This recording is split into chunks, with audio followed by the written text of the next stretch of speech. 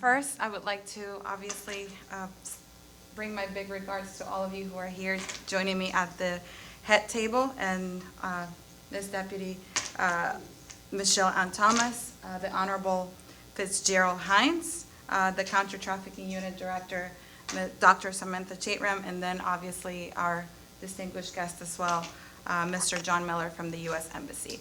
Thank you for the introduction as well to our MC. My name is Lissette Reyes, and I am the project officer for the Caribbean on behalf of the United Nations Office on Drugs and Crime. I have taken the liberty of preparing a presentation for you today besides providing my remarks.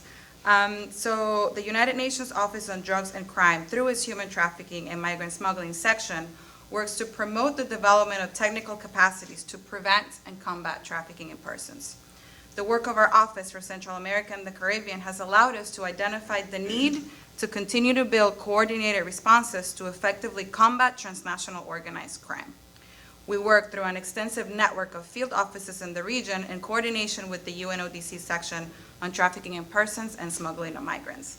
In the Caribbean, our national teams develop anti-trafficking programs covering the Dominican Republic, Trinidad and Tobago, Aruba, Barbados, Curacao, thanks to the support of donor countries.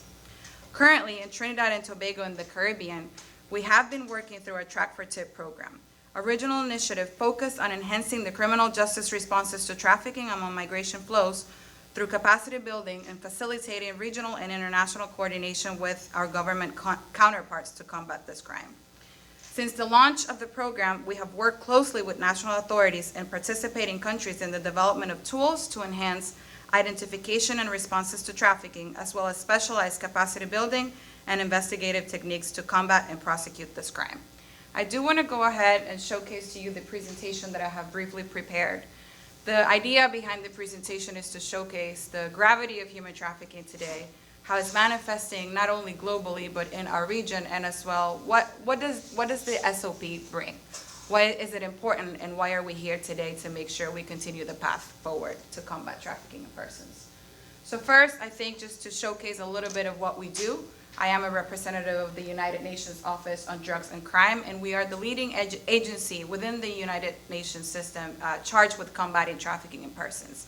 I would like to recognize either way the presence here of my colleagues from the UNDP and also the great work that is being done here by the IOM as well in combating trafficking in persons. Track for TIP is an initiative implemented in 8 countries thanks to the support of the United States Department of State and their Office to Combat and Monitor Trafficking in Persons. And the overall objective of the project is to enhance the criminal justice responses to trafficking in persons, which is what we're doing here today, thanks to the great support of the Ministry of National Security and the Republic of Trinidad and Tobago. The project has 3 objectives, and we are here today launching the standard operating procedure under Objective 1 of capacity building. Our work has been focused on collaborating with national authorities to increase the capacity to respond to trafficking in persons. That includes the launch of the standard operating procedure, but also training and capacity building. Oh, sorry.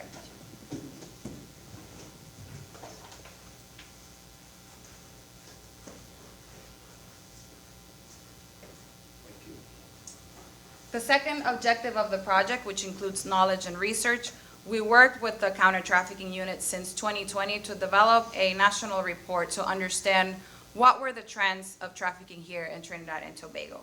How is the link to migration reflecting with the cases that the counter-trafficking unit has seen? And then the third objective of international coordination and cooperation, last year, and thanking again the Ministry of National Security, we held an exchange with heads of trafficking units in the Caribbean to understand how is trafficking affecting countries in the Caribbean, how is it looking in the ways that we can combat and partner together for a way forward. I wanted to point out some findings and points of interest of the Global Report of Trafficking in Persons developed by the United Nations Office on Drugs and Crime. The idea behind this is to continue to put numbers and to bring relevance to why is this relevant and why are we here today. So one of the interesting findings for me is that based on our latest report, there was an 11% reduction of identified victims globally. Does this mean that there is less crime across the world? It doesn't. Unfortunately, these numbers come after the COVID-19 pandemic, and alluding a little bit to what Mr. Miller said, trafficking has moved and it's become different. Now it's even more under the covers. They're using social media. They're always one step ahead, making it even more difficult to identify and to combat.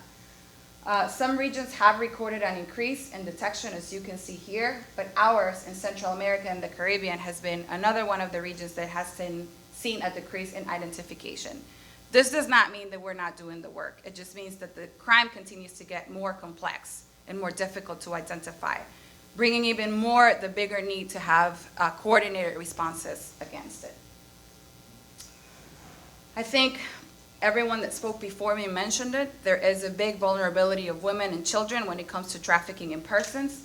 Globally, the majority of victims identified are women, but for our region of Central America and the Caribbean, we have one of the highest numbers in the world of having 58% of the trafficking victims being little girls. And then added to that is the 25% of being women. This represents a big risk for our neighbor, for our sisters, for our cousins, everyone in our neighborhoods and communities. Some of the trends identified too this year is that we have an increase on the victims identified who are male or boys.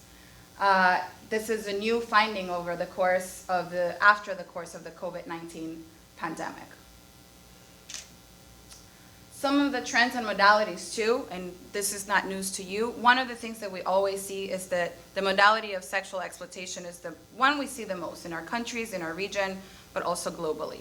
But one finding we have this year is that for the first time, trafficking for forced labor just got as close as sexual exploitation. This just means we have an even deeper economic need across the world that is pushing our kids and men to go into the streets and find whichever alternative to be able to survive, bringing obviously even more risk and vulnerabilities to becoming victims of trafficking in persons. In Central America and the Caribbean, we have a 71% of cases recognized for sexual exploitation. We have also a reduction in convictions, kind of reaching into the conversation regarding convictions as well.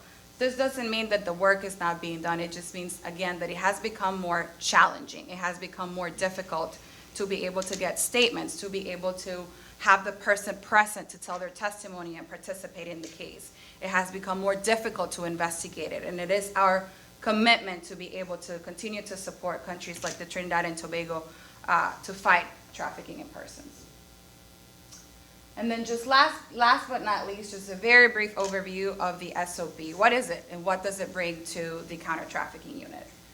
It is a very brief document. I think we put a lot of effort into making sure we didn't develop a 100 pages document that it was gonna go into a drawer. I apologize that you sitting don't have a copy. My airline lost my luggage last night, so I couldn't provide the copies to all of you, but I'm sure I'll pass those through Dr. Chatram once I have them once again. The objective of the SOP is to standardize the identification and case response procedures. Unfortunately, and I work in the region, I can tell you this as a testimony, a lot of what we see is that we tend to have a reactive response when we have a case. We tend to sort of respond based on the scenario, what we have. And the idea is that we can standardize our responses to better use our resources. One of the characteristics that trafficking units have often is that there's not a lot of people who are part of trafficking units. You have one person wearing many hats. The whole point of this to be able to have clear outlines of who does what and who are the agencies that can collaborate with you if you have a trafficking case. That may be the Children's Authority, Immigration Division, any stakeholder. One other objective that we really wanted to work with was establish case tracking and management. I know it's hard sometimes when we have a potential case to respond to document stuff, but documenting information also helps us understand what we have and the needs forward and the possible ways that we can resolve our needs.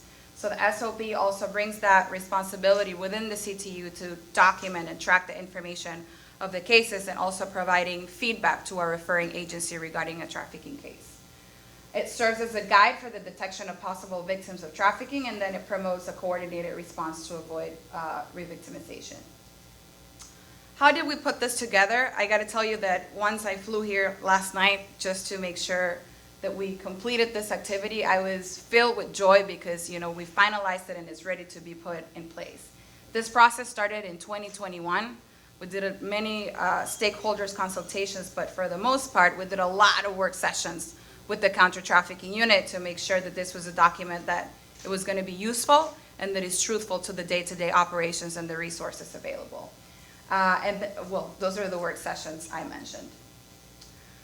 What the document includes, it also includes obligations and tasks for the counter-trafficking unit, like opening a file and tracking number for each case referred, informing the referring agency, and documenting information to track the progress of investigations. It also provides like a roadmap of what happens when a case is received, who talks to who is supposed to coordinate whenever you have a case, and who do you need to call for immigration, for example. The way forward, we have this initiative, Track for Tip, and part of enhancing the criminal justice response is not only launching the standard operating procedure, but we have a responsibility to promote it. Thanks to the help and assistance of the Counter-Trafficking Unit and the Ministry of National Security, we will be hosting some law enforcement and stakeholder training session to not only help identify trafficking in persons, but promote the existence of this document. If you don't know it, you can't use it. So the whole point too is to work with all stakeholders to be able to promote it across the board. And then doing some training for prosecutors and members of the judiciary between probably 2024, as it's looking right now. And I think that's it. Thank you very much. Thank you for being here and hosting me today.